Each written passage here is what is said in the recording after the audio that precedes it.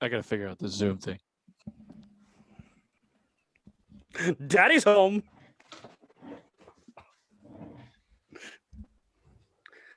I hear you knocking, but you can't come in. Woo! Damn it. All right. Well, at any point in time, Marvin could just pop in here. So yeah, I was like, as soon as I clicked it, I was like, boom. I guess I thought we found it and we were doing it. And he goes, well, let's see if Bill can get it. And as soon as he said that, you fucking popped in unannounced. You said 6:20, so I jumped on. No, that's fine. That's good. Billy Blogs over here. He's prompt today. He's got his sweatshirt on. He's feeling good. He's got questions in the bank. The blog took me like 2 hours to write. That's what I'm saying.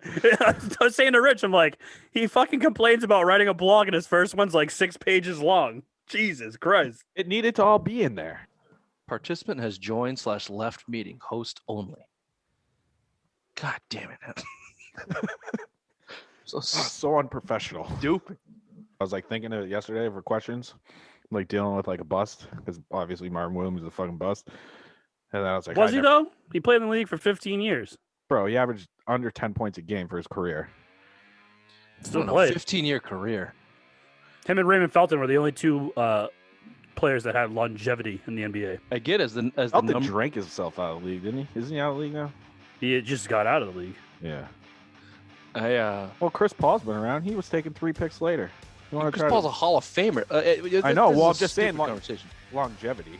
But I mean, I just think Marvin Williams is a bust. You have that hype. You're the number 2 pick. You didn't live up to your hype coming out of college. He's here. Here we go. There we go. Right on time.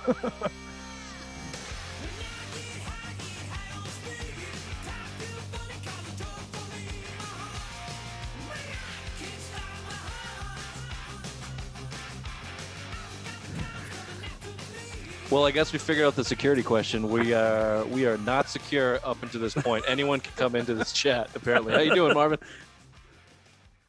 I don't know if we have you yet. I don't think we have the audio yet. No audio.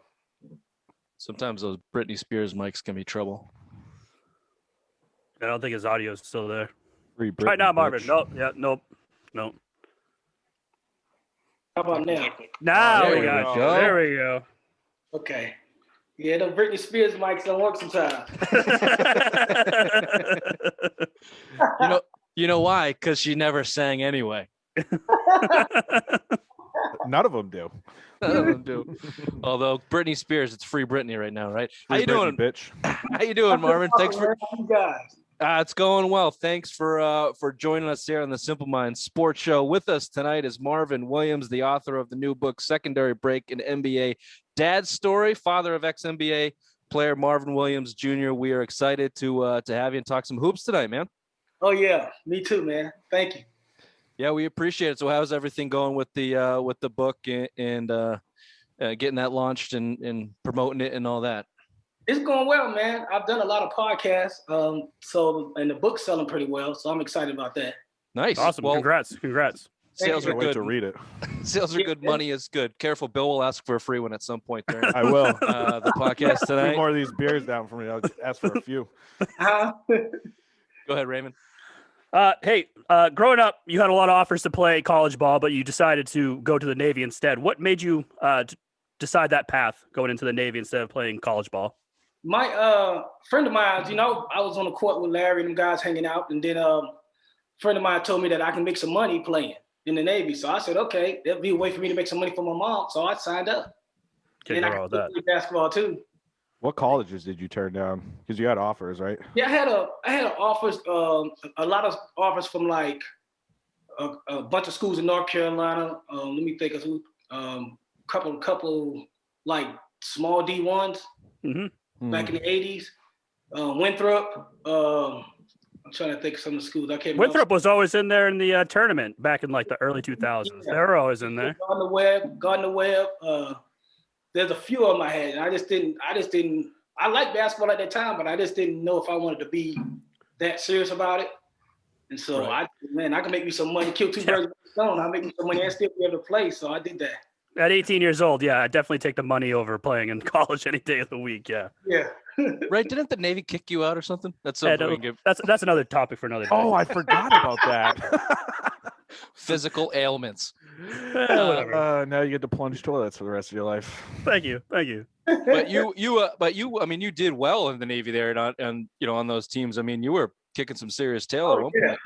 Oh yeah, we had a good time, man. Our record on the ship's team was like 82-3. So, Jesus. Yeah, we had some really good guys. We had a bunch of guys that was on the ship that used to probably play like 1 year in college, and then they joined the Navy. And so we all got together, made that ship's team. And every time we pull in port, we play against these guys like the Australian national teams. We play all these semi-pro teams and stuff like that. That's crazy. That's fun, man. And you get to travel the world, play hoops, and and get paid. Hopefully, not getting too much trouble with the Navy there. No. You still are defending the country and all. Oh yeah. That comes first. Yeah, exactly. Yeah, that comes first. Also, you knew Michael Jordan at a young age, and you said when he went to North Carolina, it was really going to elevate his talent to another level. Did you steer Marvin into going to UNC just because you knew the talent that UNC would produce for him, or was that something that you just let him do his own path?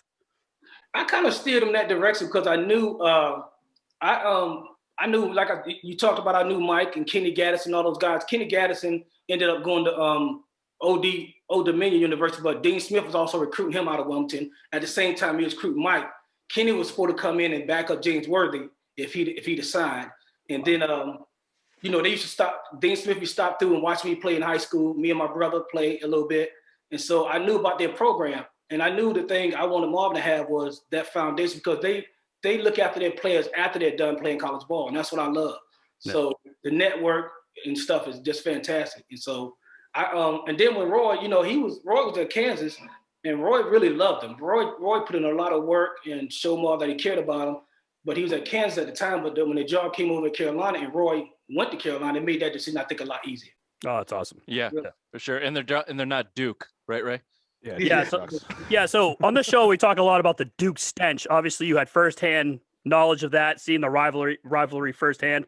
Oh, yeah. Is there a real bad Duke stench, like just in your blood, hate it down there, growing up in North Carolina, all the private, upper class kids going there, just douchebags all over the place at Duke. Oh yeah, that's Irving. That's real rivalry there. Even like I'd be walking on the street and I have my Carolina gear on. Yeah. Somebody from Duke will stop me and start talking junk, So yeah, it's real. It's real. It has to. I mean, it's obviously one of the most storied rivalries. But when you think about that, like you said, Ray, like that upper the higher end or the elitist, the private, versus the state school and things like that, and I don't know. You can kind of tell that front running mentality. Those Dukies, those sons of bitches. I hate Coach K too. Fuck him. Oh Jesus, Bill's always Billy.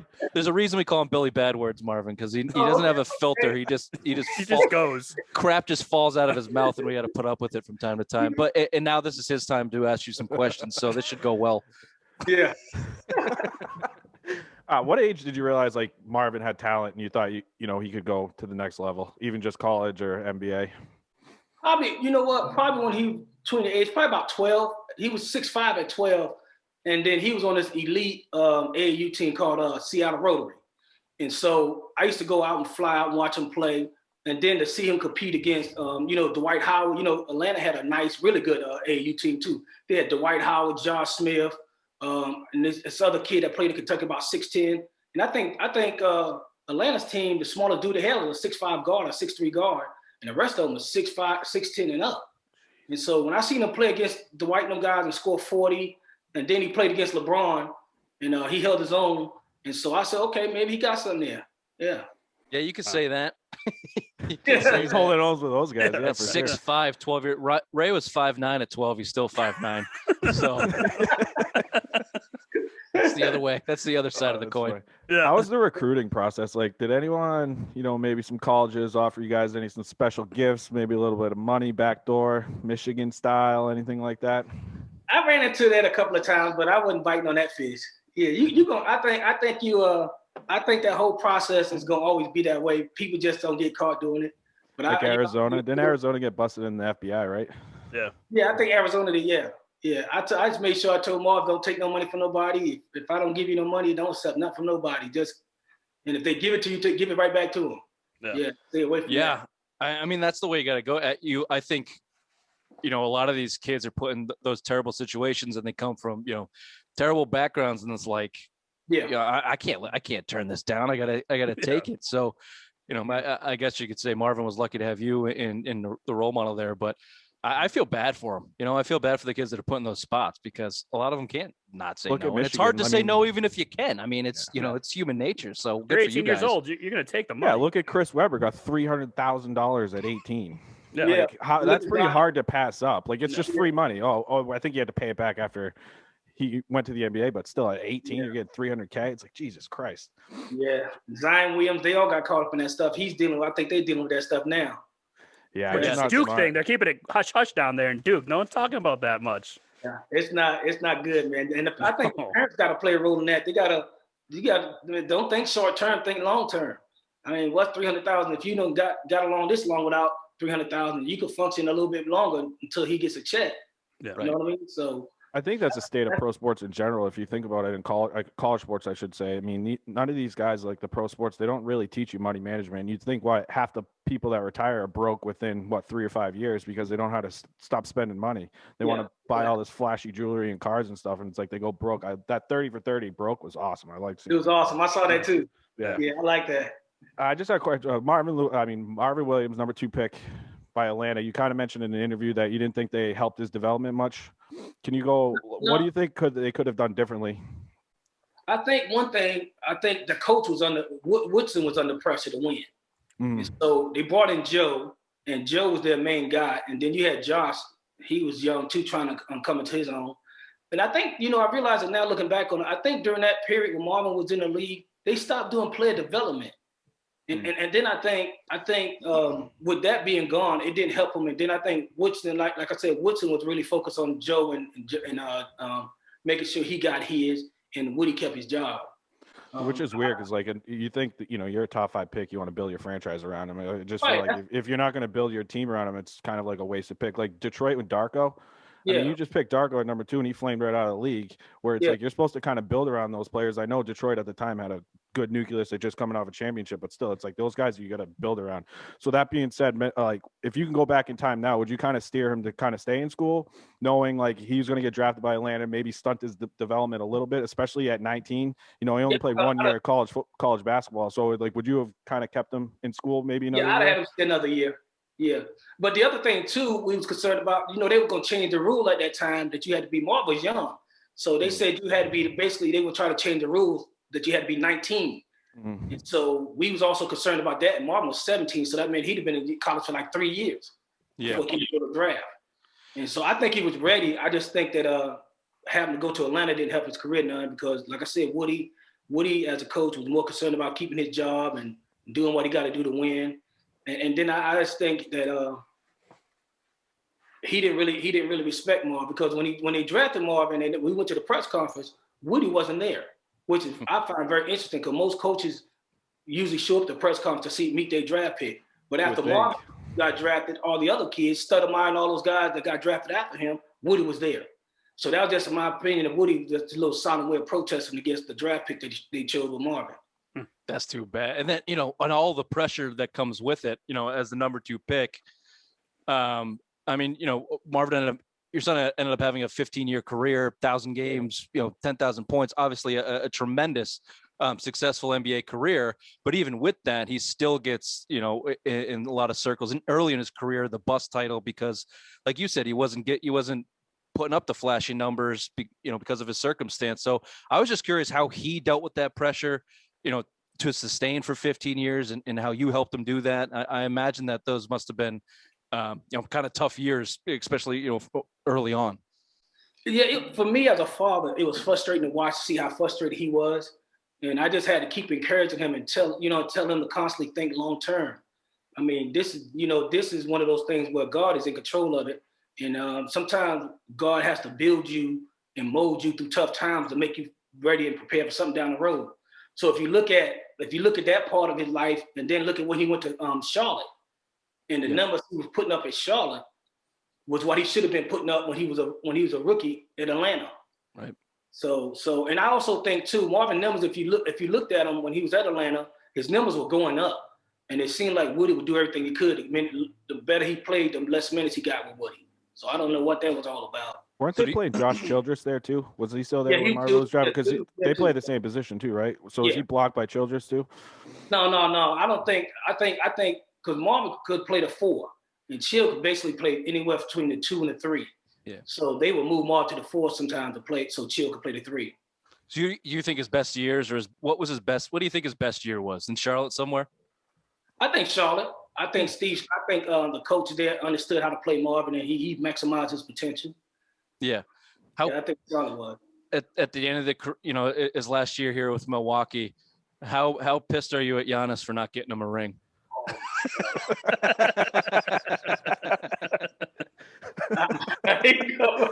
Did you want him to hold on just one more year? MVP back-to-back years. The bubble, it should have been his to have, and geez, what the heck? I mean, the Heat, come on, the Heat came out of nowhere. They beat our Celtics. They beat them bad. Our Celtics look like trash against them, but Bucks second round exit, that's not good. That's not good at all. I blame that mostly on the coach, man, not being able to. Sometimes these coaches get so caught up in that superstar stuff too, that they don't tell the guy, hey man, that's not a good shot. And if that's not your skill set, find a way to put him in a position to be more effective. And so we wish we had a coach like that, because Brad Stevens don't do shit. You got to imagine Brad Stevens isn't saying a whole lot to his guys at this point. Keep shooting, boys. Keep shooting. Yeah. So, Marvin, we want to hear about the book and some stories and everything about it. I was curious. You hear, in professional hockey, they have like Dad's Day, like the first day in camp, all the dads come and they let them kind of go wild, and and you have the wives and stuff. So I was wondering if you guys, if the NBA dads had your own little cliques or anything throughout the seasons, and could you kind of pick out the bad ones that were, their kids were going to fail off and flame out on the league? That's a good question. We actually got an organization called Fathers and Men of Professional Basketball Players. And Chris Paul, dad, is our president. And we have a bunch of dads, some currently playing and some aren't. We got probably about 13 dads. And we get on a call every Tuesday and chat it up and keep up with what's going on. And then we try to do, before the coronavirus hit, we were traveling to each person's city and doing charity work. And so our goal in that organization was to try to unite the dads with their sons and daughters and try to help build better relationships with them. But to answer your question, I've seen a lot of dads that I knew because of the way the dads and parenting they were, the kids wasn't gonna be long. It wasn't gonna be long. Yeah. Speaking of terrible NBA dads, you mean Lamar Ball? LeVar Ball. He claims his kids are the reincarnation of Jesus Christ. So it's like, I think that's terrible for the game, and I just think you're building your kid up, especially like they're better than Michael Jordan and all this other shit. Like, as a father, as an NBA player, like how does that like affect the kid's like mental state, especially with all this hype and the pressure now that you're put on just from not by the media as well, just by your family too? I think there's a time and place for all that. I think it's like I told Marv, when he got to Carolina, it's not my job to coach you. I can go take you. Like when he was in the league, we would always go in the gym and work out, either after a game or early morning before practice. But it was never my job. When they had practice, I left. It was never my job to interfere with those guys. That's their job to coach you and teach you stuff. And it's my job. If you interview me, I'm not going to tell you my son's the greatest thing since sliced bread. What I'm going to do is I'm going to tell you what my son can bring to the table. That's about it. But let him, that's his job to put the work in and show it to you. But I was amazed, to be honest, and I think it's because how chaotic Mr. Ball is, that so many people gave him publicity. That's what bothered me the most. And then you got good dads like Chris Paul dad, me, you got Carl Towns dad. These guys don't get on TV at all to talk about anything. The villain. They don't want a superhero. Yeah, they don't want a superhero. They want villains. That's all they care about. Well, especially ESPN when they're putting up Ball every other day. Before he hit on that girl, First Take, he hasn't been on since. But it was like they're just giving him this platform. It's like he says outrageous shit, and they're like, "Here you go, do whatever you want. Here's a microphone spotlight brand, your $400 trash sneakers." I think too, man. And part of that is he played into their hands. So now people watching that thing, all dads are ignorant and crazy like that. You know what I mean? Which ain't fair to the good dads, the guys who got sense. Yeah. So he played right into their little hands by being the way he is and making people stereotype all dads, Yeah. So tell us just a little bit more how that all got started. So we were curious about your about what you're doing with Chris Paul's father and the dads around the league. So how did that actually get started? Let's give you some publicity. We're not ESPN, but we should be. So why don't you tell us a little bit about how that got started? Obviously, you're going around helping, but just a little bit more on that, if you would. Well, the main reason was, like we just talked about, the dads were feeling like the media was acting like it was dads come lately. When your kid gets in the league, he ain't been around all your life.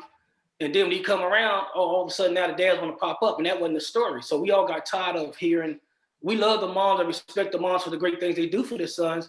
But there's all, if your dad has been in your life all your life, show him some love as well. And so we just got tired of that. And then we wanted people to know that, we were out there too. We wasn't just in these kids' lives when they become famous. We've been in their lives their whole life. So we started our organization. We started worrying about trying to do a better job to help fathers reconnect with their kids if they was away from them. That was one of our main goals. And it was just do a lot of charity work. But we wanted people to know that these dads been in these kids' lives their whole life. And the media sometimes make it seem like the mom just raised a kid, took him to the gym, did all this stuff, and there was no dad around. And I did everything. Every second of the day, I was worried about Marvin when his mom wasn't taking care of him.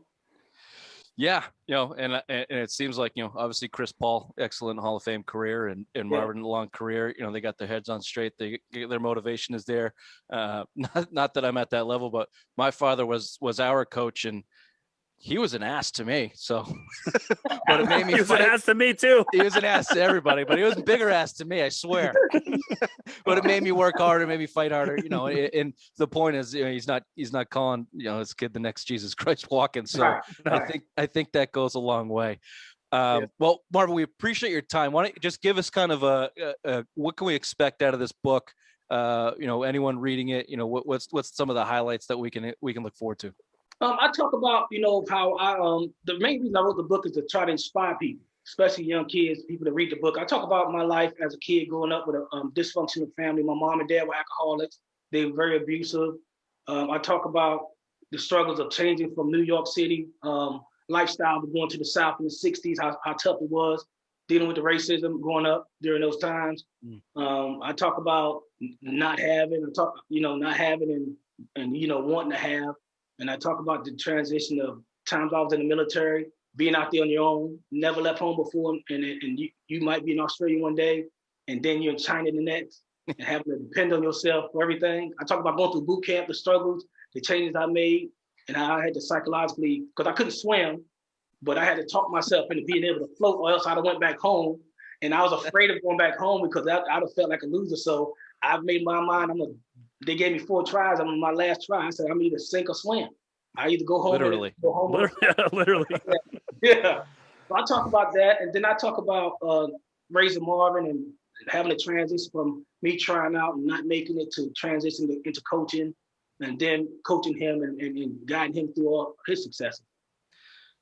Yeah, it sounds really, really intriguing. And I'm sure everything that you went through, it has spilled over to everything that we talked about in this interview in fathering and coaching Marvin and his success. So, I guess job well done to you. We look forward to the book, and it sounds really, really interesting. We'll let you go here. Appreciate your time. But Ray, did you have one last question just on a basketball standpoint, because we're all in a little bit of feeling bad about our Celtics? Yes. So we're all Celtics fans here. Okay.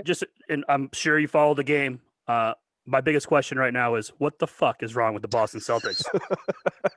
Well, you know what? Brad is I know y'all fans, y'all big fans, but I like Brad Stevens' coaching style. He's one of those guys. It's kind of like if you watch Brady at the beginning of Brady's career with Tampa, going slow, he had his bumps in the road, but then eventually they figured it out and they got to where they need to be to be successful in the playoff. And I think that's what's going to happen with Brad. I think he's missing some pieces. You don't have no really stretch forward that can shoot the ball. I think that would change the game a lot for him. I think they need a couple of guys besides just Kimber and Tatum and Brown. Yeah. So if they get them a stretch 4 or 2 that can really shoot the ball, I think that'll change the dynamics of their game. Yeah, that's probably right. You didn't have to bring Brady and really put salt on the wound, and you didn't have to bring said we're Brady feeling bad already. We're still New England fans here, Marvin. You know, we're going through rough times right now. All right, man. We really appreciate it. Good luck with the book, and anytime you want to come back, talk some hoops, we'd love to have you. All right, I appreciate it. Thank you, guys. Thank you. Thank you.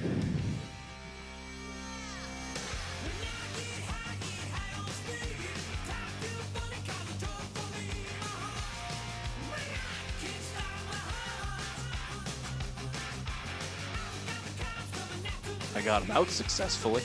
Well, that was fun. Quick, That was great. Yeah, good interview.